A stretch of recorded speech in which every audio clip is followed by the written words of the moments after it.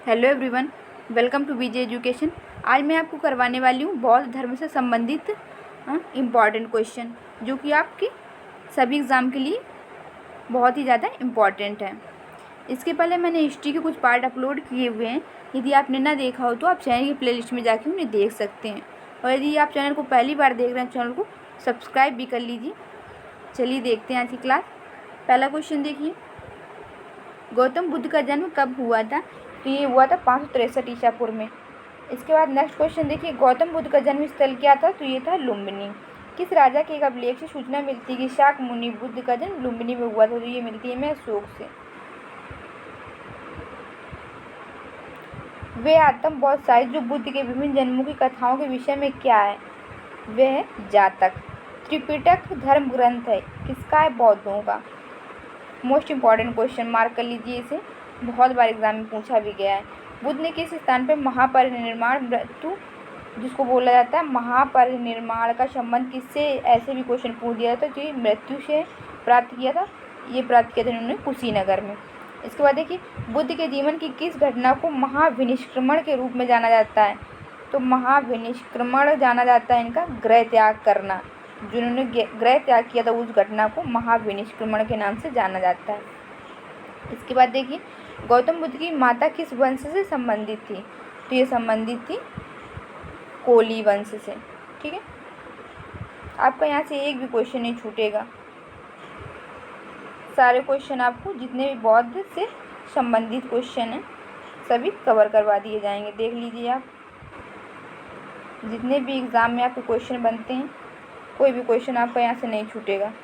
देख लीजिए, भारत में सबसे प्राचीन विहार है कौन सा? नालंदा।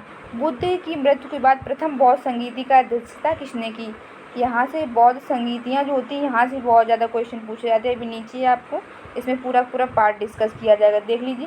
तो ये पहला था महाकश्यप के समय में। ठीक है, नागार्जुन कौन थे? ये थे बौद्ध दार्शनिक।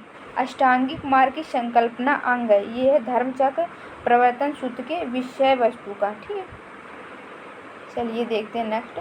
मिलिंद पन्नू, राजा मिलिंद और किस बौद्ध भिक्षु के मध्य संवाद के रूप में? ये है नागसेन के। महायान बौद्ध धर्म बोधिस्व अवलोकितेश्वर को और किस अन्य नाम से जानते? तो ये जानते हैं पद्म पाणी के नाम से। ठीक है,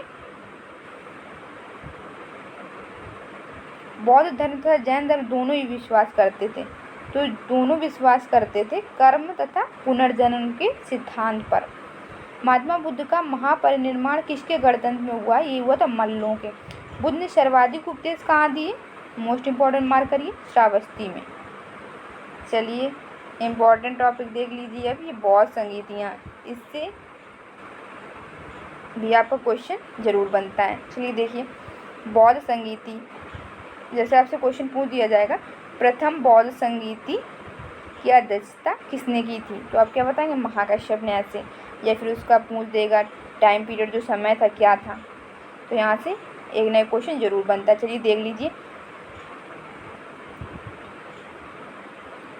प्रथम बौद्ध संगीति ये कब हुई थी?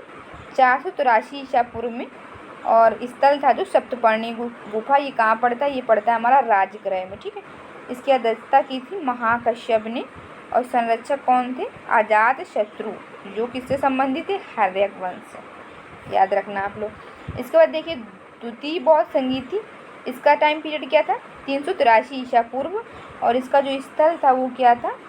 वैशाली। इसकी अध्यक्षता की थी शबाकामी ने, और संरक्षक जो इसके थे वो थे कालाशोक। ये संबंधित थे हमारे शिशुनाग वंश से। अब देख लीजिए, तृतीय बौद्ध संगीति, इसका टाइम पीरियड था 255 ईसा पूर्व। ये हुई हमारी पाटलिपुत्र पटना में।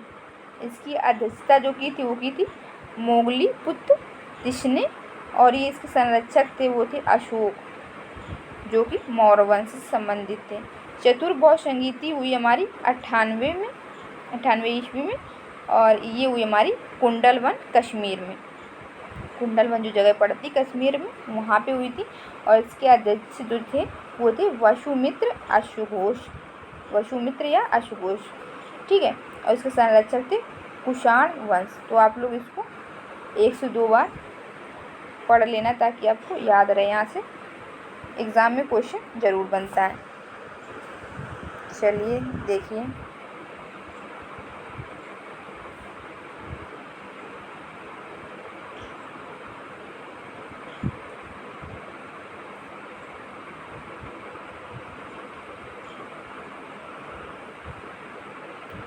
अब देखिए जो त्रिपिटक है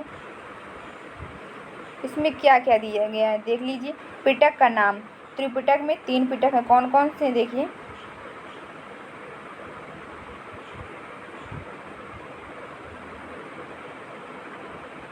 पहला हो गया आपका विनय पिटक, इसका स्वरूप क्या है, पिटकों में लघुत्तम। सबसे छोटा पिटक यदि पूछ दिया जाए सबसे लघुत्तम कौन सा है तो कौन सा बताएंगे आप लोग, विनय पिटक। ठीक है, इसका विषय क्या है, इसका विषय है बौद्ध संघ के आचार विचार एवं नियम निषेध का। ठीक है, इसमें ये सारा कुछ दिया गया है। इसके बाद सेकंड बात करते हैं सूत्र पिटक की। सूत्र पिटक ये सबसे बड़ा पिटक माना गया है। ठीक है, तो सबसे बृहत्तम मीन सबसे बड़ा पूछ दिया जाए तो कौन सा बताएंगे, सूत्र पिटक। और इसमें क्या, इसका विषय क्या है, इसमें बुद्ध के उपदेशों एवं संवादों का संकलन है। ठीक है, इसके बाद थर्ड नंबर हमारा अभिधम्म पिटक। अभिधम्म पिटक ये पिटकों में मध्यम है। ठीक है, और इसका विषय है बुद्ध के आध्यात्मिक व दार्शनिक विचारों का संकलन है इसमें, तो आप लोग ये भी याद रखना।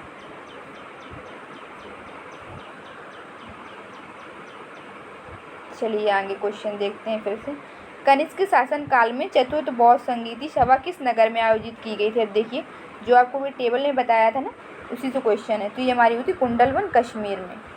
इसके बाद देखिए तृतीय बौद्ध संगीति कहाँ आयोजित हुई, ये हुई थी पाटलिपुत्र। गौतम बुद्ध का गुरु कौन था, ये थे आलार कलाम। बुद्ध में बैराग भावना किन दृश्यों के कारण बलवती हुई, बूढ़ा रोगी लाश।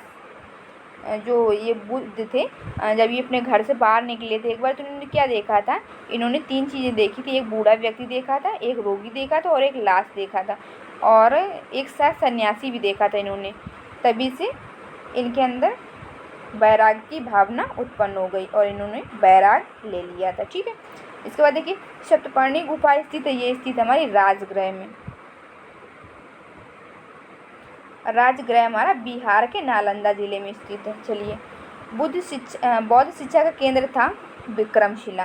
भारत में सबसे बड़ा बौद्ध स्तूप कहाँ स्थित है, तो ये स्थित है सांची में। किस बंगाल शासक ने बौद्धों के लिए विख्यात विक्रमशिला विश्वविद्यालय की स्थापना की थी, तो ये की थी धर्मपाल ने। ये भी बहुत बार क्वेश्चन बन चुका है एग्जाम में, मोस्ट इंपॉर्टेंट मार्क कर लीजिए। किसके द्वारा तृतीय बौद्ध संगीति को संरक्षण प्रदान किया गया, वो थे अशोक। बौद्ध ग्रंथ पिटकों की रचना किस भाषा में की गई, ये की गई हमारी पाली भाषा में। कश्मीर में कनिष्क शासनकाल में चतुर्थ बौद्ध संगीति आयोजित हुई थी, इसकी अध्यक्षता किसने की थी, इसकी अध्यक्षता जो की थी वो थी हमारे वसुमित्र। मठ मंदिर और स्तूप किस धर्म से संबंधित है, ये सारे के सारे संबंधित है हमारे बौद्ध धर्म से। बौद्ध धर्म एवं जैन धर्म दोनों के उपदेश किसके शासनकाल में दिए गए, ये दिए गए बिंबिसार के शासनकाल में। चलिए नेक्स्ट देख लीजिए।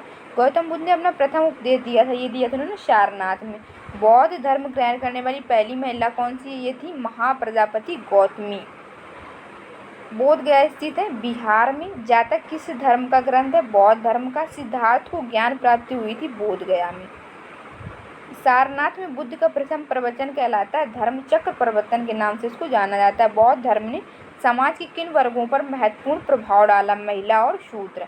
बुद्ध के गृह त्याग का प्रतीक क्या था, घोड़ा। ये भी क्वेश्चन बहुत ज़्यादा इंपॉर्टेंट मार्क कर लीजिए, बहुत बार एग्जाम में पूछा भी गया है। गौतम बुद्ध द्वारा भिक्षुणी संघ की स्थापना की गई कपिलवस्तु में। सर्वप्रथम शून्यवाद का प्रतिपादन करने वाले बौद्ध दार्शनिक का नाम, इनका नाम था नागार्जुन। इसके बाद देखिए किस शासक के शासनकाल में नेपाल में बौद्ध धर्म का गमन हुआ था, ये थे अशोक। सांची क्यों विख्यात है, सांची अपने बड़े बौद्ध स्तूप के लिए विख्यात है। ठीक है, ये हम सभी जानते हैं। किस भाषा का ज़्यादा प्रयोग बौद्धवाद के प्रचार के लिए किया गया, पाली भाषा का। ठीक है, कौन बुद्ध के जीवन काल में संघ प्रमुख होना चाहता था, ये था देवदत्त। किसे एशिया की रोशनी कहा जाता है, मोस्ट इंपॉर्टेंट क्वेश्चन मार्क कर लीजिए, गौतम बुद्ध को। चलिए देख लेते हैं बुद्ध के जीवन से जुड़े कुछ प्रतीक कौन कौन से हैं।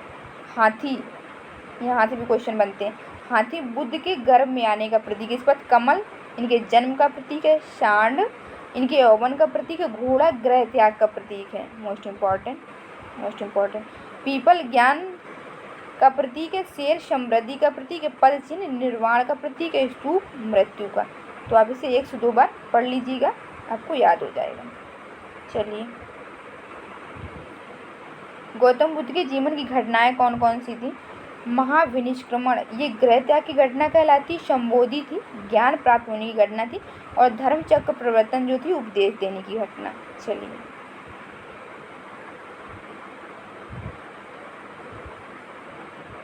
5 बुद्ध थे, ये कौन कौन से हैं?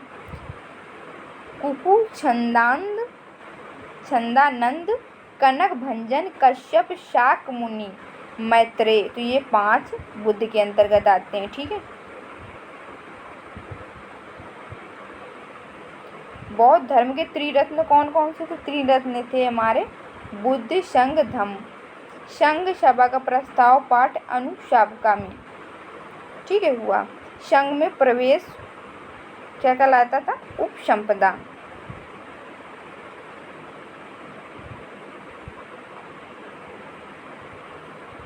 संघ सभा का प्रस्ताव पाठ अनुशावका और संघ में प्रवेश उपसंपदा कहलाता था। ठीक है, तो आप लोगों को आज की क्लास कैसी लगी? यदि वीडियो पसंद आया तो वीडियो को लाइक कर दीजिए, अपने फ्रेंड के साथ शेयर कर दीजिए, और यदि चैनल को पहली बार देख रहे हैं तो चैनल को सब्सक्राइब भी कर लीजिए, क्योंकि इसकी 1 लाइनर की आपके लिए कंटिन्यू सीरीज हो रही है, जिसमें हम आपको 4000 प्लस क्वेश्चन करवाने वाले हैं। ठीक है, इसके साथ ही ज्योग्राफी की भी सीरीज चल रही है, उसमें भी आपको 4000 प्लस क्वेश्चन करवाए जाएंगे। चलिए, मिलते हैं नेक्स्ट क्लास में।